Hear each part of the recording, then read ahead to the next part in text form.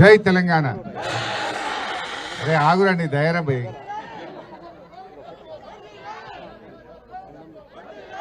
అరే బాబు వాడిని దొరకవట్రా మళ్ళా కొట్టని.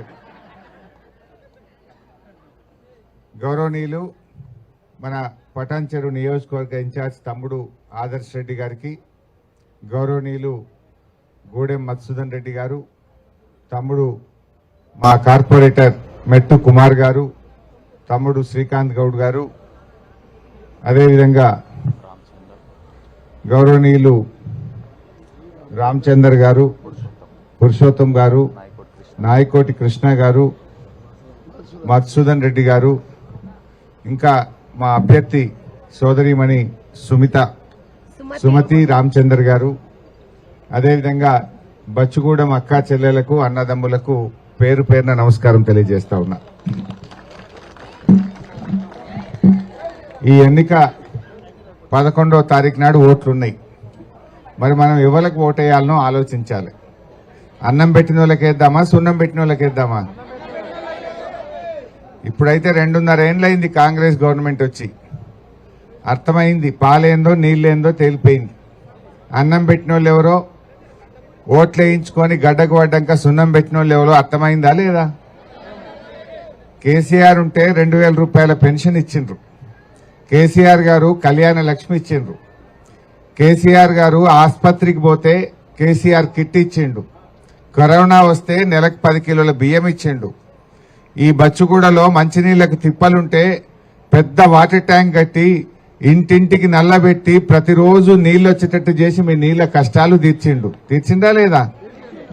అంతేకాదు ఇవాళ ముదిరాజులకు చేప పిల్లలు ఇచ్చిండ్రు, గొల్లోళ్లకు గొర్రెలు ఇచ్చిండు, మా ఎస్సీలకు దళిత బంధు ఇచ్చిండ్రా లేదా?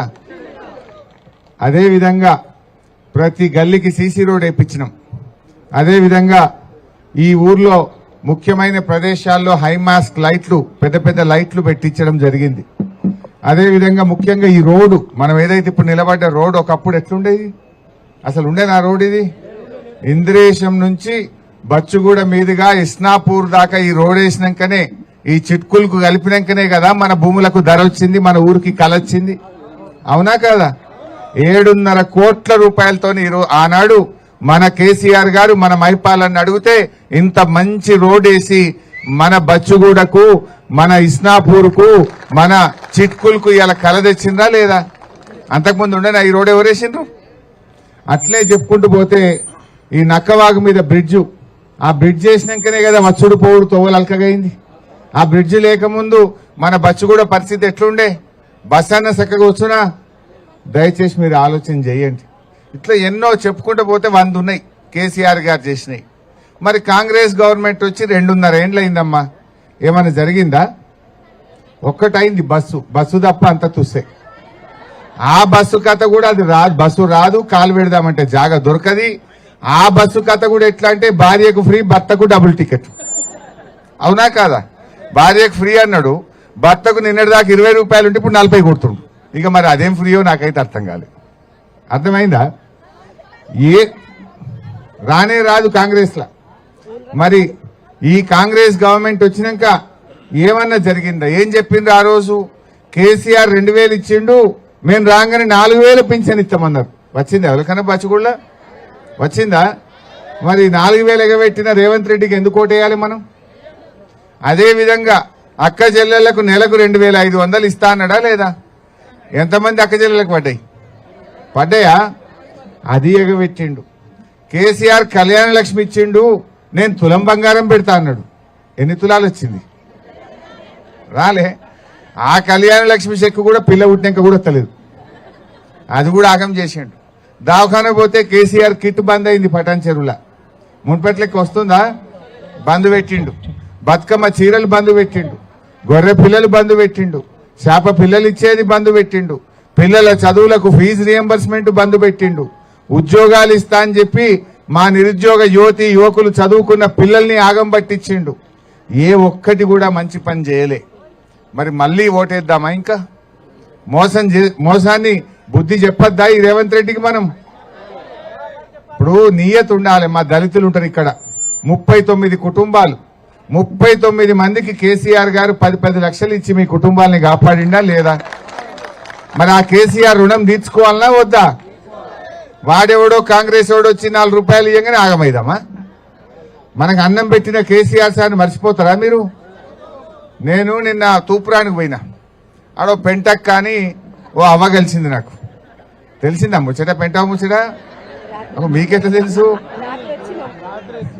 సో ఇక మళ్ళీ చెప్పుడు అవసరం లేదు. నియత్ తప్పకుంది. మరి ఇక పెంటక అంత నియత్ ఉన్నది మీకు ఉండద్దా? 39 కుటుంబాలకు కేసీఆర్ గారు దళిత బంధు ఇచ్చే, ఇంత మంచి రోడ్ వేసే, బ్రిడ్జ్ చేసే, నల్ల నీళ్లు తెచ్చే, కళ్యాణ లక్ష్మి ఇచ్చే, కేసీఆర్ కిట్ ఇచ్చే, 10 కిలోల బియ్యం ఇచ్చే, ఇన్ని పనులు మన కేసీఆర్ చేసిండు. కాంగ్రెస్ ఏమైనా చేసింది ఒక్కటి ఉన్నదా అని నేను అడుగుతా ఉన్నా. ముఖ్యంగా మంచినీళ్ళు, ఇంటింటికి మంచినీళ్ళు అయితే అసలు మీ పొద్దుగాలు లేస్తే మీకు నీళ్లే కదా. మరి గది చేసిన రోజు పొద్దుగాల నీళ్ళల్లో కేసీఆర్ కనబడాలి మీకు ఇంట్లో. ఎట్లా మర్తాం కేసీఆర్ను?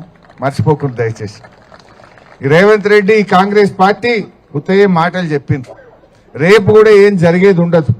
ఇంకా కొన్ని పనులు ఉన్నాయి ఇక్కడ. మా వాళ్ళు చెప్పారు నాకు బస్సు సౌకర్యం కానీ, ఇంకా కొన్ని రోడ్లు కానీ, ఇంకా కొన్ని పనులు ఉన్నాయని చెప్పిండ్రు.